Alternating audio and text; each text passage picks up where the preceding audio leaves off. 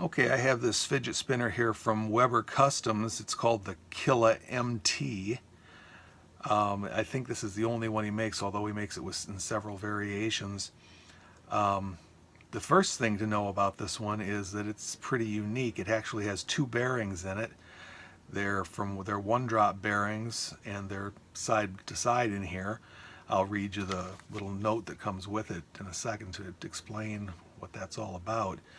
But the first impressions of this are it's fairly heavy. It's not super heavy, but fairly heavy. It feels like it's kind of hard to get it going up to good speed, but it is really smooth, and as you would guess, it is very stable side to side. So it's nice and smooth and quiet, and it plays pretty well. But it just kind of feels like it's a little bit hard to get up to speed. So that might have something to do with the two bearings. So they send this little note with it, webercustoms.com, Kila MT.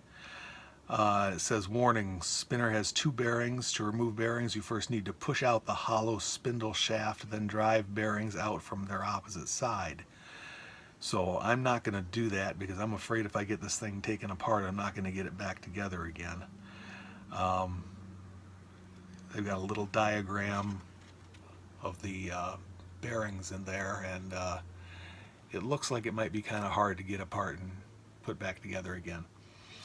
And it says here, spin time is reduced when two bearings are at play. However, the stability and feel in the hand is well worth it. The 10-ball bearings are sourced from one drop. A little bit about the builder. The body and buttons are built on manual machines the old school way. The builder is a seasoned aerospace prototype machinist of 20 plus years. Rod Weber from Weber Customs is now primarily a high-end long-range rifle smith.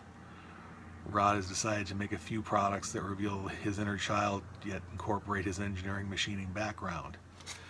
So that's pretty cool. So it's a small company that just made a few fidget spinners, but this one's it's pretty cool, nice to have. I'm pretty happy with it so far. But of course, the thing we're going to be looking at is how long does it spin. They're already claiming that it doesn't spin very long, which I don't think it will. But it's going to be interesting to see just how long it does spin. Are we talking about a 2-minute spinner or maybe a 5-minute spinner? I don't know. I'm kind of hoping it gets 3.5 to 4 minutes. I'd consider that a victory for having two bearings in it. So we're going to try this one out and go through the testing.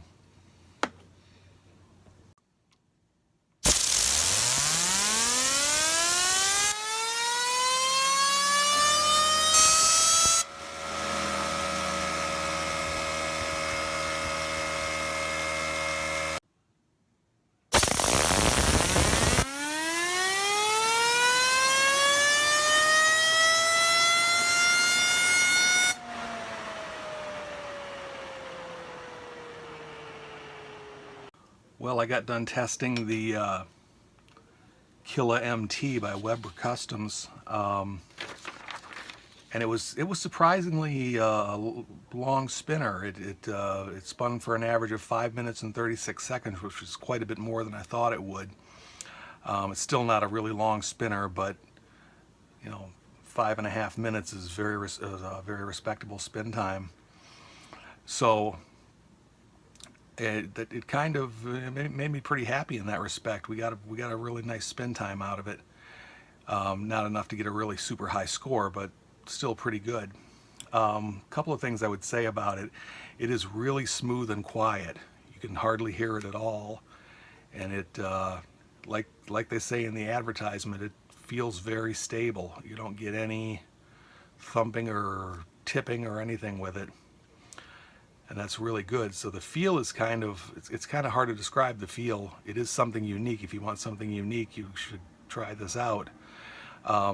It feels pretty sturdy and heavy, and it feels like you've got something substantial in your hands. It kicks back, it resists a little bit when you go to flick it. So it's not one of those things where you just whack it and it takes off flying. It pushes back a little bit on you. It does have a good weight, 108 grams, which makes it on the heavier side of things. This is the copper one. I'll tell you about the new variations in just a minute. Another thing I noticed about it is it's very well balanced. I can tell on my rig how well balanced things are, and this one, none of them are ever perfectly balanced, but this one comes about as close as you can get to being perfectly balanced. One thing I don't like about it too much is that the buttons feel kind of slippery. They're flat with one indentation in the middle, and they're not raised. You know, despite the fact that this thing is pretty thick, the buttons aren't raised up above the spinner very much, so you can get a little bit of rubbing on your fingers when you spin it. That's one little problem with it. I'm not a huge fan of the buttons. So, but it's not a major drawback. I gave it an appearance score of 7.5, a feel score of 7.5, perceived quality of 8.5, and I got an overall score of 7.39, which qualifies it as a very good spinner. The price is a little bit dicey, though. It's they've got a couple of new models on their website, and they're going from around $150 to around $170. So it's not a cheap piece at all. You got to put some money into this. But if you're, I would say if you're somebody who really likes to try something with a different feel, a different kind of feel than you normally get, that's a pretty good feel. And you know, this is one you'd probably want to check out. And it's available at webercustoms.com, and they give you a link to another site that actually sells them. I think it's called vaporcigarettes.com or something like that.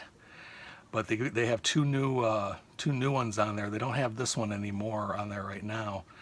The new ones they have cutouts in the middle of the wings, and they have a brass one and a copper one. So I imagine they're considerably lighter than this one, but they look nicer actually. So they do have a better appearance to them than this one does. So that's kind of a unique piece. If you're up for spending almost $200 for one of these things, for something different, that's what you can get.